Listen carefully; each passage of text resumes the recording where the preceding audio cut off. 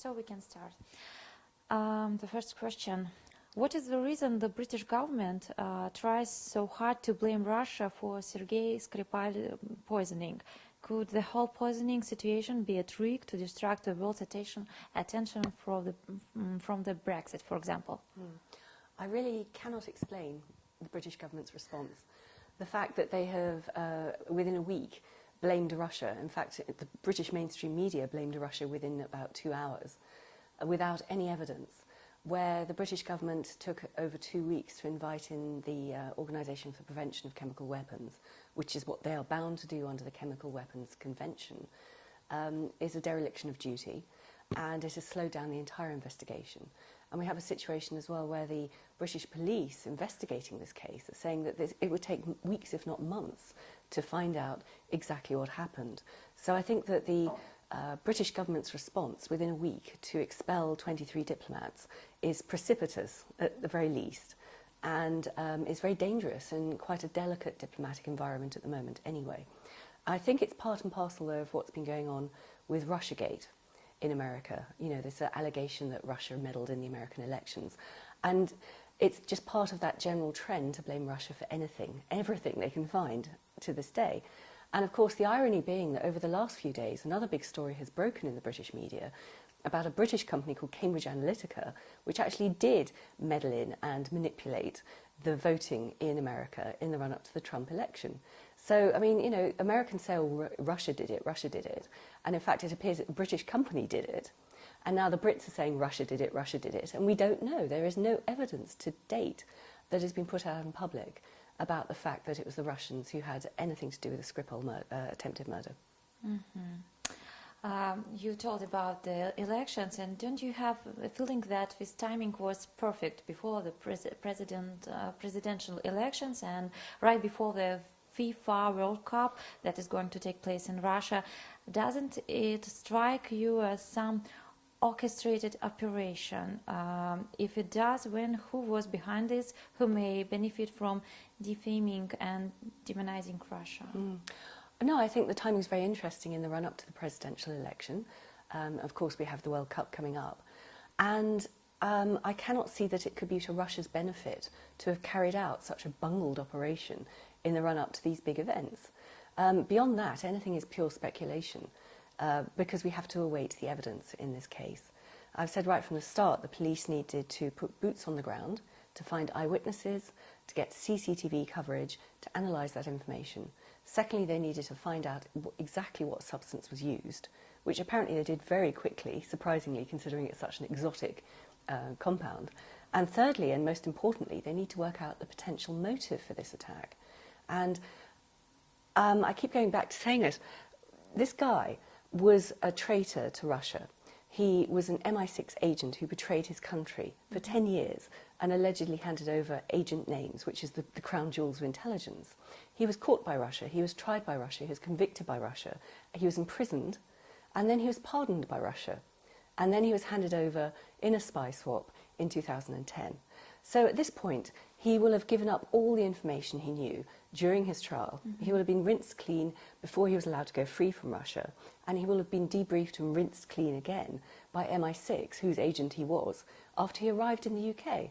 Then he was pensioned off, he was given a house, and he lived very openly. So I cannot see the motivation coming from that era of his life. I would suggest the motivation for whatever attack happened to him would be something linked to what he's been doing over the last 8 years, who he was working with, who his contacts were, what he was doing. And I think that is what the police and the intelligence agencies would be, or should be, looking at the moment. Getting warrants to go through his computers, his telephone contacts, all that sort of thing, in order to try and establish a motive. You told already, and this is the truth, that we have very little information about the investigation. Why do you think that Russia is not allowed to take part in this investigation?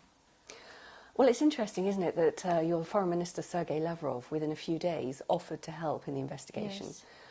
It's interesting that immediately they said it was this Novichok nerve agent, and Russia, if it was the country that developed this stuff, would be best placed to try and identify where it might have come from. The fact that they have been shunned and immediately condemned for carrying out this attack is astonishing. The very fact as well that the UK took over 2 weeks to call in the Organisation for Prevention of Chemical Weapons, which is what they are legally bound to do under the Chemical Weapons Convention, is astonishing. But at last these people are now in place in the UK. They are now looking into it. So I just find it incredible that they have not allowed Russia to try and identify where this nerve agent might have come from. And let's bear in mind as well that the nerve agent itself has been out there in the public domain ever since a defector who alleges he was involved in its development moved to America in 1992 and put out this information. He published a book in 2008 which contained the formula and the methodology to make this agent. So, you know, there are many, many players around the world who have the capability to make this stuff. To immediately point the finger to Russia is, I think, a very dangerous thing to do at this point. In fact, there was an article in the very prestigious New Scientist magazine in the UK this week which said very clearly that this stuff could be in the hands of anyone around the world who had a laboratory, state level, private level, whatever, because they all know how to make it. Mm-hmm. Might it be possible that both Sergei and his daughter Yulia Skripal are still alive and the whole poisoning thing is just a show? That's a very interesting question. I mean, we've been told time and time again that this nerve agent is so lethal it can kill within minutes, and yet the two victims of the attack are still alive, even if they are in critical condition. I do hope they recover. The police officer who also fell victim to this is apparently being released from hospital today. So, you know, if this is the most lethal nerve agent ever made, how on earth did these 3 people survive? Mm-hmm. And I think one other point as well around this is to say that it must be the Russians because Russia developed, or the Soviet Union developed this in the 70s and 80s. And by the way, those stocks have been destroyed. And the OPCW actually celebrated the destruction of the old Soviet chemical weapons facilities last year in The Hague.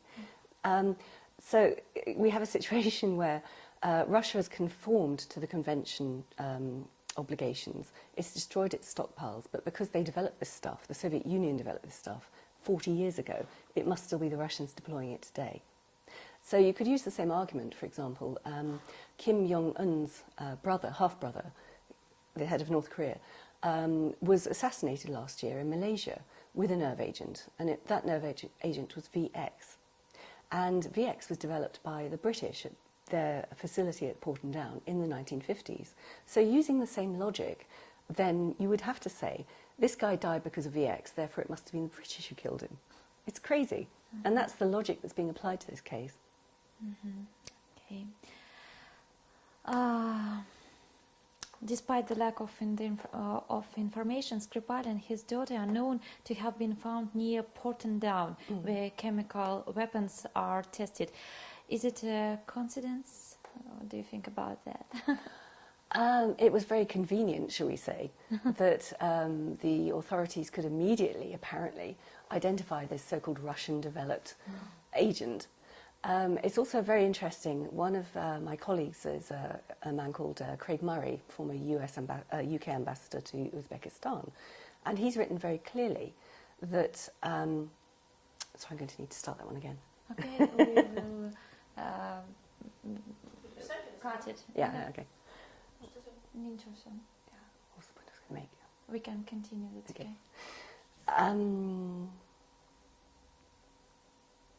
No, that point's gone, I'm afraid.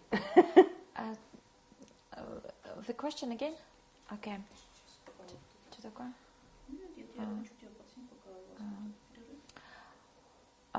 I mean, Scripal and his daughter are found near Porton Down, where chemical weapons are tested. Is it a coincidence or not? What do you think about that? I think it certainly looks like a coincidence, but the one point I would make about this particularly is the speed with which decontamination units were called in to deal with this case. I remember when the story broke on the Sunday that these 2 people had been found, and my first reaction was, oh, it's yet another story of people succumbing to fentanyl or carfentanil or spice on UK streets. And yet within a day, suddenly it was, because it was the Russian aspect, suddenly it was big news.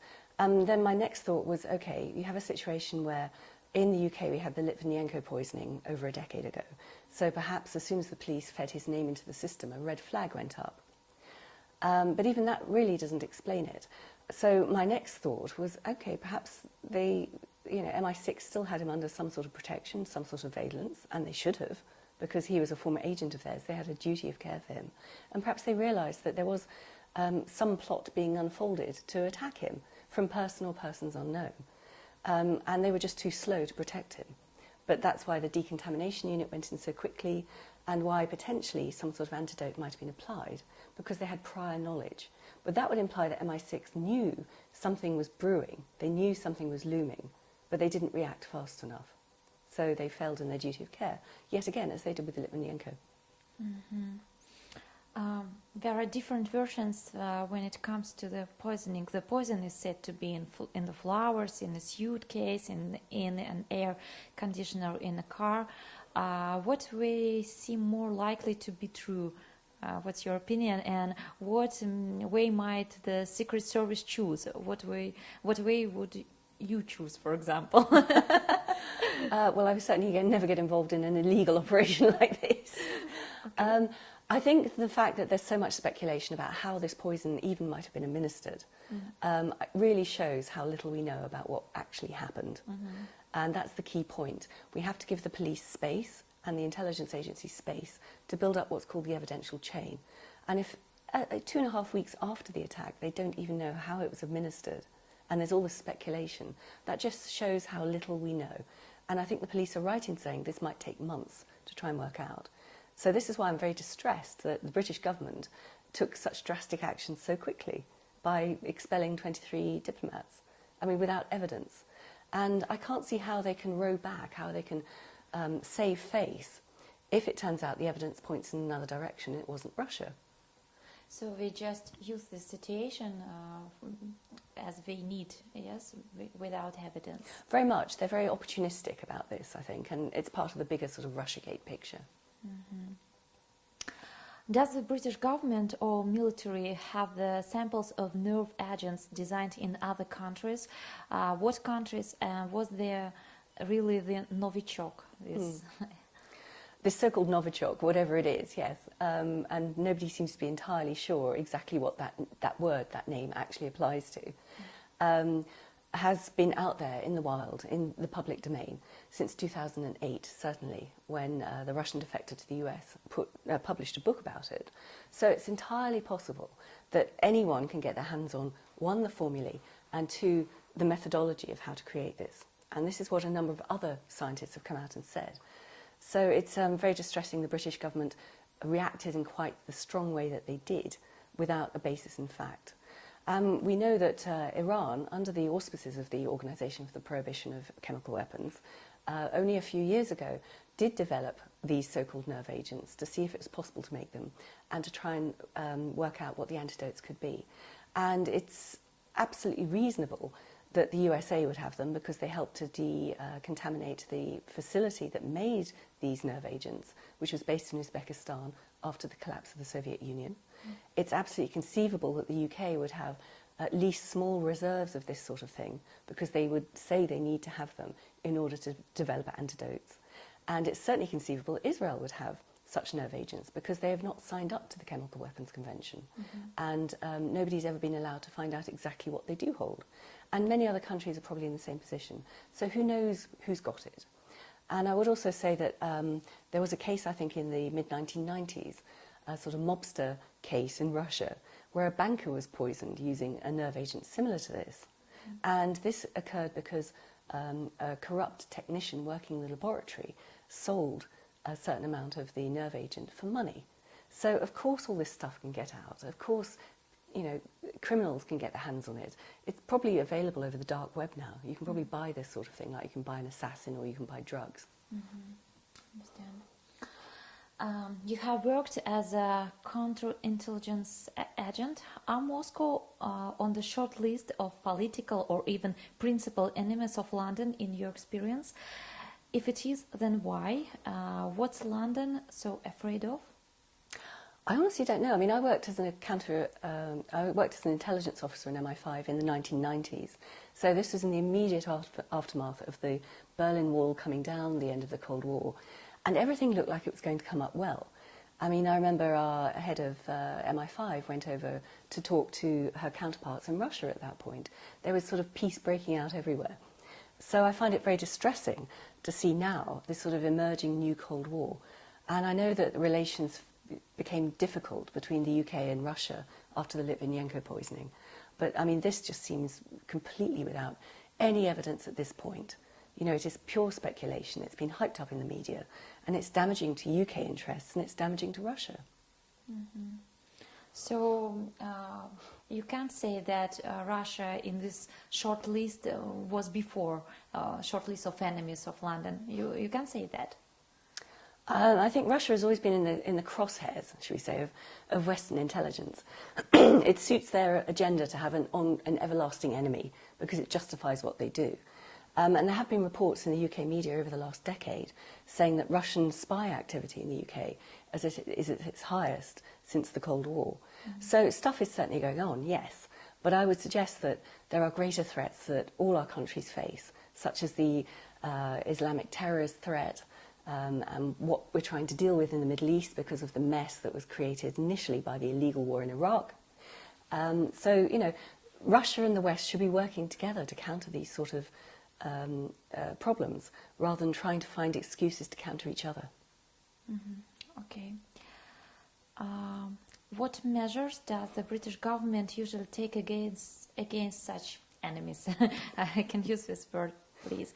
Could you provide an example, anything from your professional experience? How valuable Russian intelligence agents or former intelligence agents from are? How ugly they are tried to be lured away? Well, I never worked on the Russian desk when I was inside MI5. And if I did, I couldn't talk about it because you and I will both get prosecuted under the terms of the Official Secrets Act. I worked on international terrorism, Irish terrorism and counter-subversion. But you know the situation at all? Certainly in the sense that trying to kick out lots of diplomats who are allegedly spies is actually counterproductive because it's much easier for the Home Service to know who might be the spies and therefore they can follow them and bug them and keep an eye on them. The problem is when you don't know who the spies are in your home city, that's when you have an issue. So the fact they could immediately say, oh, we've got 23 people who are undeclared agents, let's get rid of them. Well, who's going to come in to fill their places? Then they have to start all over again. So it adds more work at a time when actually MI5 is focusing mainly on Islamic terrorism. Mm-hmm. Frame-ups, frauds, staging of murders, could all of this be a bunch of mystery deaths of Russian defectors took place in London? You know, I just remember Boris Berezovsky or Alexander Litvinenko. We were not briefed on the result of the investigation. We had little information about that too. Might the British Secret Services be involved in this? Did it look like the British Secret Service work or not? What do you think? Just your personal opinion? My personal opinion is that certainly in the case of Litvinenko, he was a dissident. He had moved to the UK. He was an outspoken critic. Crucially, he was working as a consultant for MI6, allegedly trying to help them investigate organised crime. Mm-hmm. So, you know, it could have been someone from that world who tried to carry out the attack. It could have been the Russian state, who knows. But the key point in that is the fact that he was working for MI6 and they had a duty of care for him and they failed to do that.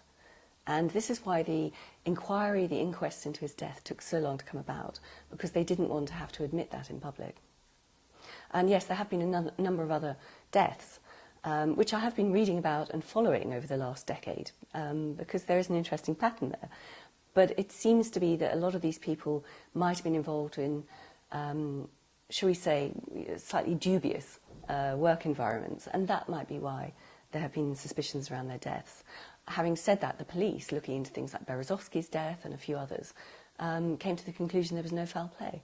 So it's a difficult one to call.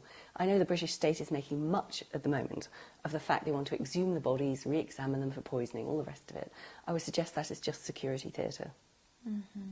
What do you think? Is there a connection between these deaths and Skripal's case? Is there any British trace here too? Again, we're back into the realms of speculation.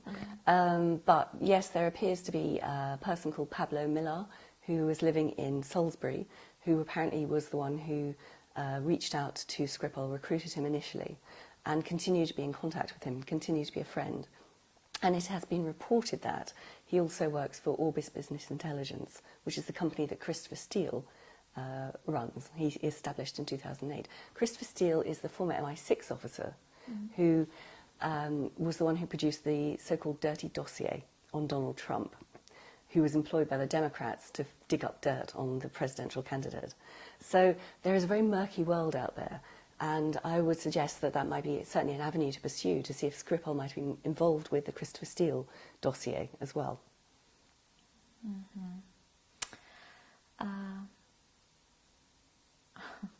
What consequences may Skripal's case have for Russia and the worldwide at all? Well, at the moment, the consequences are very bad. You know, we've seen a knee-jerk reaction from Theresa May, who wants to look strong in response to an attack on British soil. She's been going around trying to get a consensus internationally to increase sanctions against Russia. That appears to be failing in the EU at least. And I think as the evidential chain is built up by the police, it might well become apparent that she did indeed jump the gun, which she was too quick to apportion blame. But how a Prime Minister can pull back from that and admit a mistake without losing face, and she's in a very weak position already, I find very difficult to see how she could do that. So I'm not quite sure how this is going to evolve, but I don't think the EU itself is going to increase sanctions against Russia. And in that case, how should Russia act? What strategy to pick up? I think Russia should continue to do what it's doing, which is, you know, an Olympian aloofness. We have offered our help. We have nothing to do with this. Let's wait for the evidence. Let's not speculate. And that's all any sensible person should be saying or doing.